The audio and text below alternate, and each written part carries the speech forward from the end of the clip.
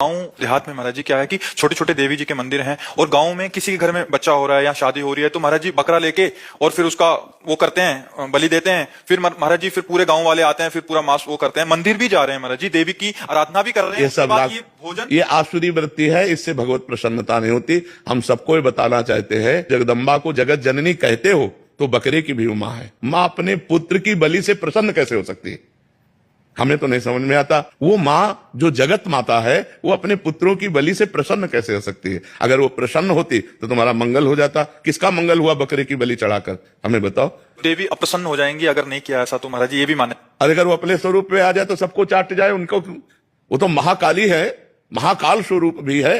तो वो दुष्टों का संहार करने के लिए रूप माता जी ने धारण किया। इन बकरी बकरों का थोड़ी संहार करने से माता जी प्रसन्न हो जाती है। ये तो मूर्खता है, कोरी मूर्खता है। कभी माता जी प्रसन्न नहीं होती। माता जी तो तब प्रसन्न होंगी जब सब पर दया करने लगो, सबको सुख पहुंचाओ, नाम जप करो, अच्छे आचरण करो तो जगदम्बा प्रसन्न हो जाए। शास्त्र में विधान है, नारियल की बलि, नींबू की बलि, इनकी बलि सात्विक बलि दे। आप कच्चा नारियल की बलि दे सकते हैं तो ये भी बलि तो मानी जाती है। मां को किसी की खून की जरूरत है? अरे मां तो अपने खून को दूध बनाकर अपने बच्चों का पालन करती है, दूसरों का रक्तपान कैसे कर सकती है? ये दुष्टों के रक्तपान किए माता जी ने, जो समाज के लिए कलंक थे। गलत सिद्धांत से न चले, नहीं तो नरक की प्राप्ति होगी।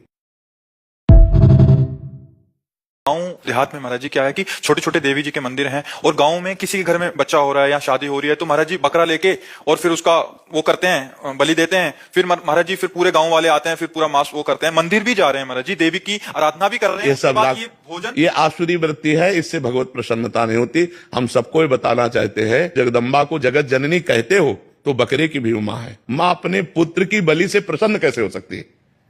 हमें तो नहीं समझ में आता। वो मां जो जगत माता है वो अपने पुत्रों की बलि से प्रसन्न कैसे हो सकती है? अगर वो प्रसन्न होती तो तुम्हारा मंगल हो जाता। किसका मंगल हुआ बकरे की बलि चढ़ाकर? हमें बताओ।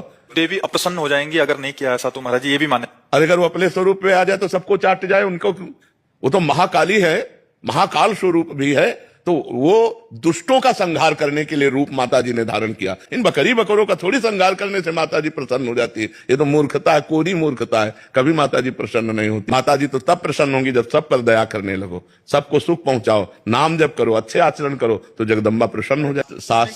शास्त्र में विधान है, नारियल की बलि, नींबू की बलि, इनकी बलि सात्विक बलि दे। आप कच्चा नारियल की बलि दे सकते हैं तो ये भी बलि तो मानी जाती है। मां को किसी की खून की जरूरत है? अरे मां तो अपने खून को दूध बनाकर अपने बच्चों का पालन करती है, दूसरों का रक्तपान कैसे कर सकती है? ये दुष्टों के रक्तपान किए माता जी ने, जो समाज के लिए कलंक थे।